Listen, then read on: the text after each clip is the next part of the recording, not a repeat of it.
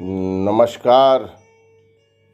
मैं प्रतीश कुमार खरे एक बार फिर आपके साथ हूँ और आज है वर्ष 2023 माह फरवरी की 24 तारीख।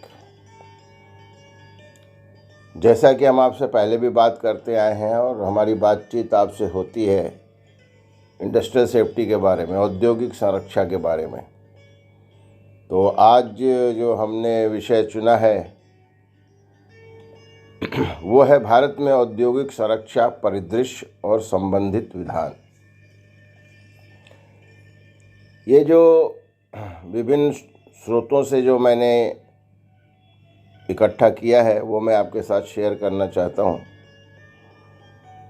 लेकिन उद्देश्य ये है कि जो भी इस पॉडकास्ट को सुन रहा है, गुन रहा है, समझ रहा है, वो भारत में जो औद्योगिक सुरक्षा ज़रूरतें हैं इसको प्रचारित और प्रसारित करने के लिए जो भी व्यक्ति है जो इसमें शामिल है, जो लगा हुआ है, जो अपनी सेवा दे रहा है, उसको मैं अपनी तरफ से जो भी उचित सहयोग है वो दे सकूं। इस उद्देश्य से आइए शुरू करते हैं। आज का विषय है भारत में औद्योगिक सुरक्षा परिदृश्य और संबंधित विधान।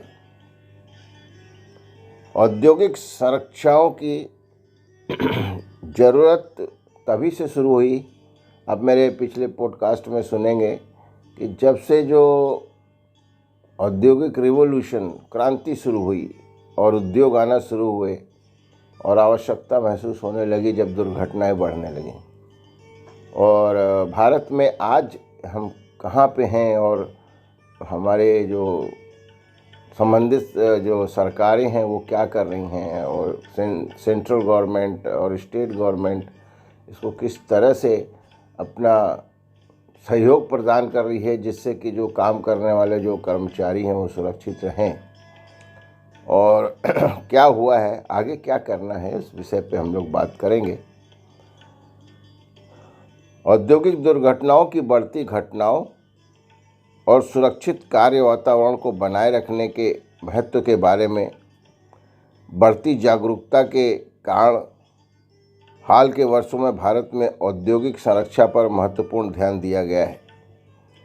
सरकार और उद्योगों द्वारा किए जा रहे विभिन्न उपायों के बावजूद भारत में औद्योगिक सुरक्षा अभी भी कई चुनौतियों का सामना कर रही है। भारत में औद्योगिक सुरक्षा की प्रमुख चिंताएं सुरक्षा नियमों के अनुपालन, कर्मचारी प्रशिक्षण, सुरक्षा उपकरणों की कमी, अपर्याप्त सुरक्षा उपायों और उपकरणों के अनुचित रखरखाव से संबंधित हैं। कई कंपनियां सुरक्षा नियमों का पालन नहीं कर रही हैं और जिससे दुर्घटनाएं बढ़ रही हैं, जो उनके कर्मचारियों और पर्यावरण को खतरे में डालती हैं। श्रमिकों के उचित प्रशिक्षण की कमी से भी दुर्घटनाओं का खतरा बढ़ जाता है। प्रशिक्षण, जो ट्रेनिंग है ना, वो बहुत ही ज़रूरी है, क्योंकि हो सकता है कि वो ट्रेंड है, उसने किसी ट्रेड में प्रशिक्षण प्राप्त किया हुआ है और ज्ञान प्राप्त किया हुआ है, और जो इंजीनियर्स हैं, जो सुपरवाइज़र्स हैं, ये जितने जो भी टेक्नोक्रेट्स हैं, लेकिन कोई ज़रूरी नहीं कि जिस संस्थान में, जिस इंडस्ट्री में, जिस उद्योग में वो काम करने जा रहे हैं वहाँ के बारे में उनको पूरी जानकारी है। तो इसलिए जो पहले है उनको, जब उसमें वो प्रवेश कर रहे हैं, मैं अभी यहाँ पे यदि वर्कर या कामगारों के बारे में बात करूँ तो किसी भी जो संस्थान में या उद्योग में वो काम करने जा रहे हैं, तो ये उसके वहाँ के मैनेजमेंट की एक जिम्मेदारी बन जाती है कि वो पहले उनको प्रशिक्षित करे कि आपको हमारे यहाँ आप काम करने आए हो तो आपको कैसे काम करना है। इसके लिए उसको प्रशिक्षित करें और उसके बाद वो काम पे लगाए। इसको प्री जॉब ट्रेनिंग बोलते हैं। कार्य शुरू होने के पहले जो प्रशिक्षण दिया जाए उसको इस तरह से करना चाहिए। तो भारत सरकार के कारखाना अधिनियम 1948 और खान अधिनियम माइंस 1952 के कार्यान्वयन और राष्ट्रीय सुरक्षा परिषद की शुरुआत, एक्चुअली इसको नेशनल सेफ्टी काउंसिल बोलते हैं, अब उनके डिटेल देखें तो उन्होंने लिखा है राष्ट्रीय सुरक्षा परिषद, लेकिन अभी जो हम प्रचारित कर रहे हैं जो सेफ्टी का जो हिंदीकरण यदि करें तो सुरक्षा, सिक्योरिटी का सुरक्षा, तो इसलिए मैं यहाँ पे बोल रहा हूँ राष्ट्रीय सुरक्षा परिषद की शुरुआत सहित औद्योगिक सुरक्षा के सुधार में कई पहल किए गए। सरकार ने कंपनियों के लिए मानक ब्यूरो, जिसको भारतीय मानक ब्यूरो बोलते BIS के सुरक्षा प्रमाण पत्र प्राप्त करना भी अनिवार्य कर दिया है, ताकि यह सुनिश्चित किया जा सके कि उनके उत्पाद सुरक्षा मानकों को पूरा करते हैं। हाल के वर्षों में उन्नत प्रौद्योगिकी और प्रचालन के उपयोग ने रासायनिक और पेट्रोकेमिकल, इस्पात और बिजली सहित कई क्षेत्रों में औद्योगिक सुरक्षा में सुधार किया है। हालांकि कई छोटे और मध्यम आकार के उद्यमों में अभी भी उन्नत सुरक्षा उपायों को लागू करने के लिए संसाधनों की कमी है। कुल मिलाकर जबकि भारत में औद्योगिक सुरक्षा में कुछ सुधार हुए हैं, अभी भी एक लंबा रास्ता तय करना है। और ये जो सुरक्षा है ना, ये एक दिन का तो काम है नहीं, ये 1 घंटे का काम है नहीं, ये एक सतत प्रक्रिया है। ये चलती रहेगी। आज हम कहीं पे काम कर रहे हैं और उसमें जो काम करने के तौर तरीके हैं उसमें बदलाव करना, इसको सतत प्रक्रिया बोलते हैं। ऐसा नहीं कि जो हमने अभी जो आज इस्टेब्लिश हो गया बस उसी को फॉलो करते रहना और आगे काम करते रहना। तो इस तरह से इसको आगे ऐसे कह सकते हैं कि उन्नत प्रौद्योगिकी और स्वचालन ने विभिन्न क्षेत्रों में औद्योगिक सुरक्षा में सुधार करने में महत्वपूर्ण योगदान भी दिया है। औद्योगिक सुरक्षा में प्रौद्योगिकी और स्वचालन का उपयोग कैसे किया जा सकता है, इस विषय पे अभी मैं आपसे कुछ बात करूँगा, कुछ उदाहरण के साथ बात करूँगा। सुरक्षा सेंसर, या इसको ऐसे बोल सकते हैं जो सेंसर यूज़ करते हैं, तापमान, दबाव, जहरीली गैसों के स्तर जैसे पर्यावरण में परिवर्तन का पता लगाने के लिए सेंसर का उपयोग किया जाता है। वे संभावित खतरों के बारे में श्रमिकों और पर्यवेक्षकों को सचेत करते हैं, संकेत देते हैं और दुर्घटनाओं को रोकने के लिए वास्तविक समय डाटा प्रदान कर सकते हैं। अब आप देखिए ये सेंसर क्या, अभी एक इसका मैं बेस्ट एग्जांपल दे सकता हूँ कि आप एयरपोर्ट पे, आजकल तो रेलवे स्टेशंस पे भी डिटेक्टर्स लगे हुए, वो क्या करते हैं, सेंस करते हैं और सचेत करते हैं जो वहाँ सिक्योरिटी वाले खड़े हैं उनको कि नहीं इस व्यक्ति के पास कुछ ऐसी चीज़ है जिससे इसको चेक किया जाए, ये आदमी अच्छे जा सकते। तो यही काम इंडस्ट्री में सेंसर्स करते हैं जो इंडिकेट करते हैं कि नहीं इस एरिया में जो गैस जो रिसाव हो रहा है या गैस लीक कर रही है या किसी वजह से उसका स्तर बढ़ गया है, तो वो आपको साउंड करेंगे, हुटर बजेगा, जिससे कि सचेत होकर के आदमी उस पर और आगे का कार्य करेगा। रोबोटिक्स, खतरनाक या दोहराए जाने वाले कार्यों को करने के लिए विनिर्माण और अन्य उद्योगों में रोबोट का तेज़ी से उपयोग किया जा रहा है। वे खतरनाक कार्य करके कर्मचारियों को चोट या अपघात या जोखिम से कम करने में, उससे होने वाली जो दुर्घटना है उसको कम करने में मदद कर सकते हैं। पहनने योग्य तकनीक, अब ये क्या है कि जो वेरेबल टेक्नोलॉजी है, पहनने योग्य तकनीक जैसे स्मार्ट हेलमेट, दस्ताने, चश्मा वास्तविक समय में श्रमिकों के महत्वपूर्ण संकेतों, स्थान और अन्य सूचनाओं की निगरानी कर सकते हैं। यह जानकारी संभावित खतरों को पहचान करने और दुर्घटनाओं को रोकने में मदद कर सकती है। अब मैं इसको ऐसे बताऊं कि देख, जो एक हेलमेट का आप एग्जांपल ले लें इसका उदाहरण के रूप में, हेलमेट में यदि एक चिप्स लगा दिया हमने और हम अपने ऑफिस में बैठे हुए या जिसको जिम्मेदारी दी गई है, वो हम पता कर सकते हैं कि वो व्यक्ति जो है, जो काम करने गया है, वो काम कर रहा है, वो कहाँ पे है, क्या कर रहा है, जिस जगह उसको कार्य के लिए भेजा गया था क्या वो वहीं पे है। तो इस तरह की आपको जानकारी मिल सकती है। आभासी और संवर्धित वास्तविकता। सुरक्षित वातावरण में श्रमिकों को गहन प्रशिक्षण प्रदान करने के लिए आभासी और संवर्धित वास्तविकता का उपयोग किया जा सकता है। श्रमिक बिना किसी जोखिम के खतरनाक सामग्री या जटिल मशीनरी के साथ काम करने का अनुभव और अभ्यास कर सकते हैं।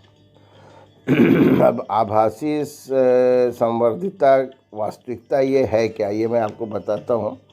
इसमें जो वर्चुअल एंड ऑगमेंटेड रियलिटी है, आप ऐसे समझें, ये नया शब्द है और इसका बड़ा उपयोग हो सकता है, हो भी रहा है संरक्षा को आगे बढ़ाने में। इंटरनेट ऑफ थिंग्स का उपयोग वास्तविक समय में विभिन्न उपकरणों और प्रणालियों को जोड़ने में और मॉनिटर करने के लिए किया जाता है।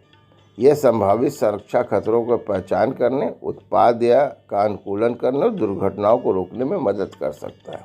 इंटरनेट ऑफ थिंग्स क्या है? ये use to connect and monitor various devices. ये एक नई टेक्नोलॉजी अभी डेवलप हुई, इसको शॉर्ट में IoT बोलते हैं। कुल मिलाकर कार्यस्थल सुरक्षा में सुधार और दुर्घटनाओं के जोखिम को कम करने के लिए औद्योगिक सुरक्षा में उन्नत प्रौद्योगिकी और स्वचालन का तेज़ी से उपयोग किया जा रहा है। ये प्रौद्योगिकियां संभावित खतरों को पहचान करने, वास्तविक समय की जानकारी प्रदान करने और प्रशिक्षण और जागरूकता में सुधार करने में मदद कर सकती हैं, जो सभी सुरक्षित और स्वस्थ कार्य वातावरण में योगदान करती हैं। तो अभी मैं आपसे बात कर रहा था कि अभी जो टेक्नोलॉजी का प्रयोग करके, टेक्नोलॉजी का इस्तेमाल करके और उसको हम सुरक्षा को कैसे बल प्रदान कर सकते हैं। देखिए, आरटी किसी भी उद्योग में, किसी भी संस्थान में जहाँ पे कार्य हो रहा है, जहाँ पे मशीन का उपयोग हो रहा है, जहाँ पे जो कोई टेक्नोक्रेट्स आकर के काम कर रहा है, तो उसको सुरक्षित रहना है। तो हमने ये जो टेक्नोलॉजी का आधार लेकर के और सरकारों द्वारा किए जा रहे प्रयासों पे जो हमने बात किया है, जैसे कि जो अधिनियमों में और जो हमारे जो फैक्ट्रीज एक्ट है और माइंस एक्ट है, उसमें क्या क्या परिवर्तन समय समय पे किए गए, मैं उसके बारे में भी अभी आपसे बात करूँगा। जिससे देखिए, कोई भी विधान, कोई भी एक्ट, कोई भी रूल्स क्या है, वो तो सरकार द्वारा पारित एक कानून है, नियम है, जिसको आपको प्रयोग करना है और वो एक मिनिमम रिक्वायरमेंट है। मतलब एक गाइडलाइन जैसा दे दिया, उसमें डॉक्यूमेंट कर दिया, उसको संसद से पारित कर दिया या स्टेट गवर्नमेंट के उधर पारित कर दिया लेजिस्लेशन से, लेकिन आप उससे ज़्यादा भी कर सकते हैं। उससे ज़्यादा ये जो मैंने आपसे बात किया, जो टेक्नोलॉजी आधारित जो सुरक्षा है वो है। ये नहीं लिखा हुआ है कि आपको IoT का प्रयोग करना है, आपको चिप्स लगाना है हेलमेट में, ऐसा नहीं। ये उससे आगे की बातें हैं। मतलब हम सरकार आधारित सुरक्षा हम नहीं कर सकते, सरकार हमको सहयोग कर सकती है, हम उससे आगे हमको बढ़ना है, उससे आगे की बात करना। तो अभी मैं आपसे जो बातें कर रहा था कि कैसे टेक्नोलॉजी का इस्तेमाल करना है, लेकिन जो समय समय पे कानून में परिवर्तन, विधान में जो परिवर्तन हुए, मैं उसकी अभी आपसे बात करूंगा। भारत में औद्योगिक सुरक्षा विभिन्न कानूनों और विनियमों द्वारा शासित होती है, जिसका उद्देश्य औद्योगिक प्रतिष्ठानों में श्रमिकों की सुरक्षा और स्वास्थ्य सुनिश्चित करना है। भारत में औद्योगिक सुरक्षा से संबंधित कुछ प्रमुख कानूनों की बात मैं यहाँ करूँगा आपसे। जैसे कारखाना अधिनियम 1948, यह अधिनियम कारखानों में श्रमिकों की सुरक्षा, स्वास्थ्य और कल्याण के लिए बनाया गया है। इसके लिए नियोक्ता को, जो एम्प्लॉयर है, को एक सुरक्षित कार्य वातावरण, पर्याप्त वेंटिलेशन, स्वच्छ पेयजल और पर्याप्त प्रकाश व्यवस्था प्रदान करने की आवश्यकता जो होती है, उसका अनुपालन करना है, उसको प्रदान करना है।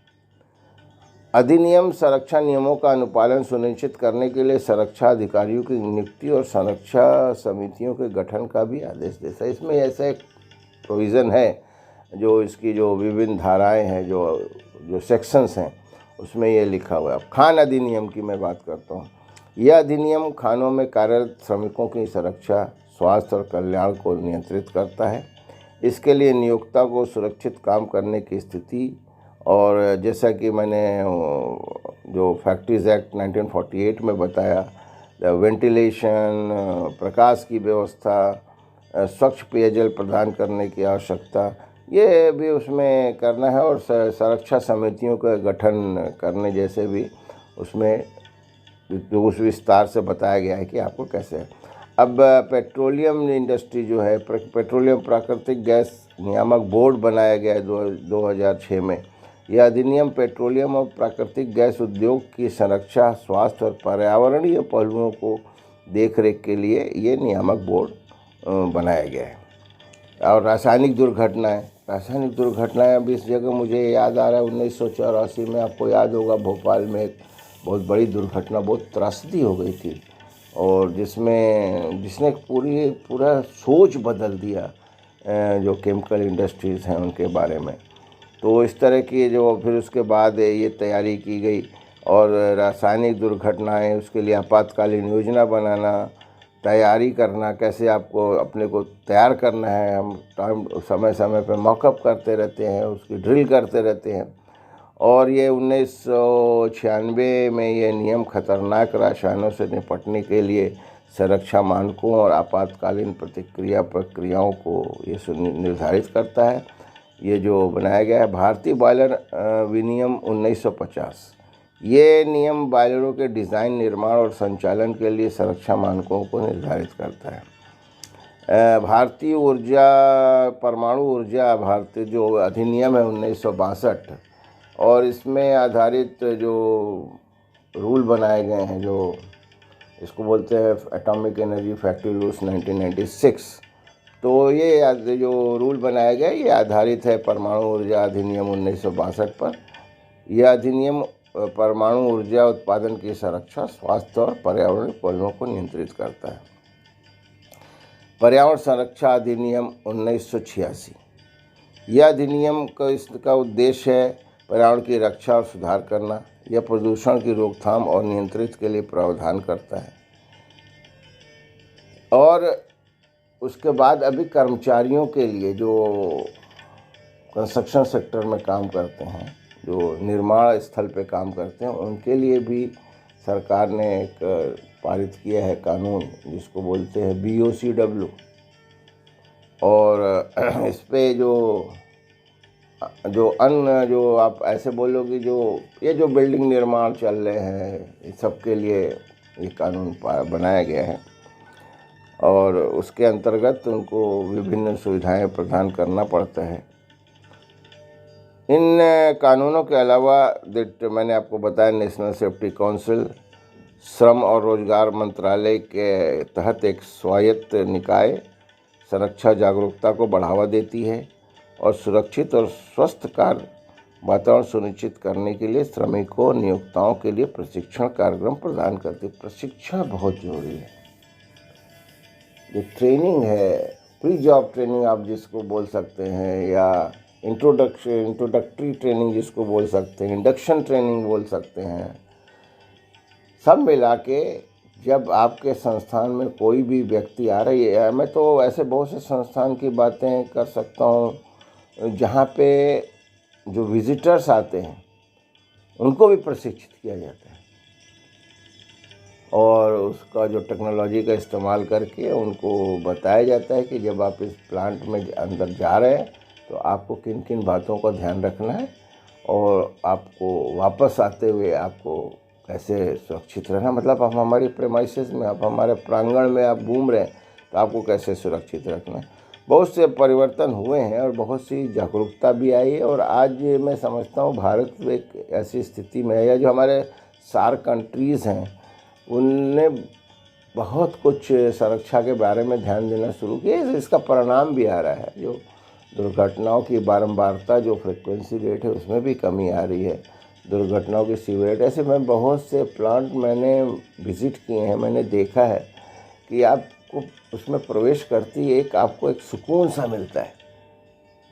वो जिस तरह से उन्होंने वहाँ पे एक वातावरण डेवलप किया है नियोक्ताओं ने या एम्प्लॉयर्स ने, देख के लगता है कि अरे मैं एक बहुत ही अच्छे प्लांट में भ्रमण कर रहा हूँ जहाँ सुरक्षा के बारे में, संरक्षा के बारे में, मैं सिक्योरिटी और सेफ्टी और इसके प्रोटेक्शन के बारे में जो है रोकथाम जो कैसे करना है, देख के अच्छा लगता है, बड़ा खुशी सा मिलता है।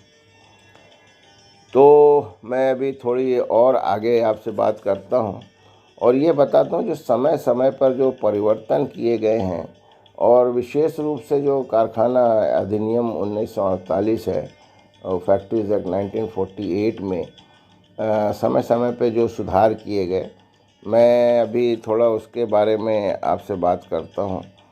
और एक और जैसा है कि जो ये कारखाना अधिनियम केंद्रीय कानून है, ये जो सेंट्रल गवर्नमेंट का कानून है, भारत के में कारखानों में कार्यरत श्रमिकों की सुरक्षा, स्वास्थ्य और कल्याण के बारे में बात करता है, जैसा मैंने आपसे बताया था। और इसमें जो समय पर काम करने के लिए इसमें परिवर्तन किए गए, इसमें कैसे आप काम करेंगे, आपकी जो एनुअल जो चिकित्सा है उसकी जांच करने, मतलब आपकी जांच है चिकित्सा, आपकी एनुअल मेडिकल एग्ज़ामिनेशन करने के बारे में बताया गया है। महिलाओं को क्या क्या जो सुरक्षा के उपाय हैं या उनको कार्य करने में कोई दिक्कत ना आए उसके बारे में बताया गया है। तो मैं आपको कोशिश करता हूँ बताने के लिए कैसे समय समय पे इसमें सुधार किए गए हैं। और ये जो कारखाना अधिनियम 1948 जो है वो बताता है, कारखाना जो संशोधन किया गया है 1954 में बनाया गया था, जिसमें 1000 से अधिक श्रमिकों वाले कारखानों में सेफ्टी ऑफिसर की नियुक्ति करनी है। ये जो एक परिवर्तन किया गया है फैक्ट्रीज एक्ट 1948 में, ये वर्ष 1954 में किया गया। फिर 1976 में एक परिवर्तन किया गया जिसमें ओवर टाइम वेतन और आराम के अंतराल सहित काम के घंटों के नियमन का प्रावधान था। फिर 1987 में परिवर्तन किया गया। ये 1987 का दौर ऐसा था जो 1984 की याद दिलाता है। तो इसमें जो परिवर्तन किया गया उसमें जो खतरनाक प्रक्रियाओं के नियमन और कारखानों में व्यावसायिक स्वास्थ्य केंद्रों की स्थापना प्रदान करना है। तो इस तरह से, और उसमें और भी जो सब सेक्शन जो एक्ट में उसमें जोड़े गए, सेक्शंस जोड़े गए थे, जो चैप्टर 4 आप देखेंगे 1948 का, तो उसमें ये सारी डिटेल्स आपको मिलेंगी जो 1987 में किए गए, 1987 में किए गए। फिर आया वर्ष 1997 और इसमें औद्योगिक गृहकार्य के नियामक जो हैं और प्रावधान किया गया कि खतरनाक प्रक्रियाओं में लगे श्रमिकों की सुरक्षा के लिए आपको जो भी उपाय करने हैं वो आपको करने पड़ेंगे। और फिर आया जो परिवर्तन किया गया वह 1914 में। 1914 में क्या परिवर्तन किया गया? इसके अंतर्गत यदि आप उल्लंघन करते हैं, उल्लंघन के लिए दंड में वृद्धि का प्रावधान किया गया और अनुबंध श्रमिकों की सुरक्षा और कल्याण के लिए प्रावधान किए गए। ये 1914। फिर 1920 में अभी जो एकदम लेटेस्ट, एकदम नवीनतम जो है वो परिवर्तन किया गया जिसमें अधिनियम की प्रज्ञता की सीमा को 10 श्रमिकों से बढ़ाकर 20 श्रमिकों तक करने, जिससे कि और महिला श्रमिकों के लिए जो उपाय करने हैं उनको काम करने में किसी तरह की परेशानी न हो।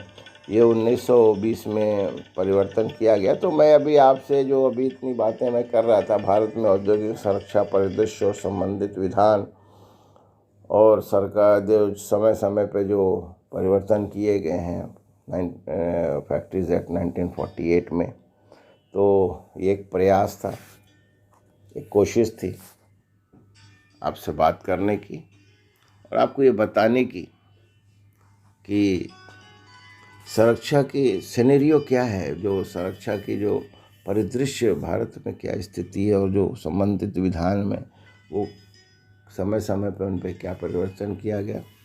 और ऐसी आशा करता हूँ कि ये जो आपसे मैंने बातचीत की है सुरक्षा के बारे में, सेफ्टी के बारे में, और ये निश्चित रूप से आपको कुछ सहयोग प्रदान करेगी।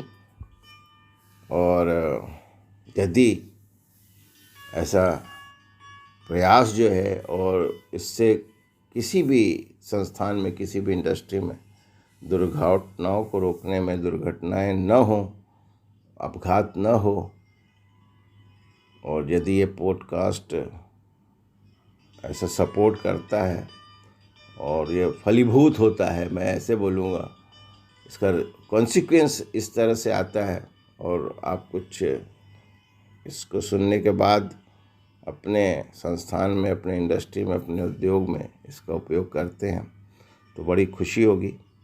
इन्हीं शब्दों के साथ हाँ, मैं एक बात और बताना चाहता हूँ। आगे आने वाले दिनों में मैं ऐसे बहुत से लोगों से मिला हूँ जिनके पास संरक्षा के बारे में बताने के लिए, क्योंकि उन्होंने उस संस्थान में, उस उद्योग में काम करते हुए बहुत सी चीज़ें फेस की हैं, उसको फील किया है कि सुरक्षा को हम कैसे स्ट्रेंथन कर सकते हैं, कैसे बल प्रदान कर सकते हैं, और उन्होंने उसको ऐसे बात बोलो झेला है कि यदि कोई दुर्घटना हो गई तो उसमें उनको क्या क्या परेशानियां आती हैं। फिर उसमें उन्होंने उस पर्टिकुलर एरिया में, उस पर्टिकुलर क्षेत्र में जब काम कर रहे हैं कामगार, तो वो क्यों उसको बाईपास कर रहे हैं और वजह क्या है कि वो उसको सुरक्षा के नियमों को पालन नहीं कर रहे हैं। तो उससे उभर करके और उस उद्योग को एक अच्छे स्तर पर लाने में सर्वश्रेष्ठ सुरक्षा पुरस्कार भी उन्होंने जीता। तो ऐसे कई लोगों से मेरा प्लान है, मेरी कोशिश होगी कि मैं उनसे बात करूं और उनके विचारों को जानूं और उनके विचार आपके साथ साझा करूं। तो इन्हीं शब्दों के साथ नमस्कार, जय हिंद। आशा है कि ये आपको अच्छा लगा होगा और अपने कमेंट देना न भूलें। नमस्कार।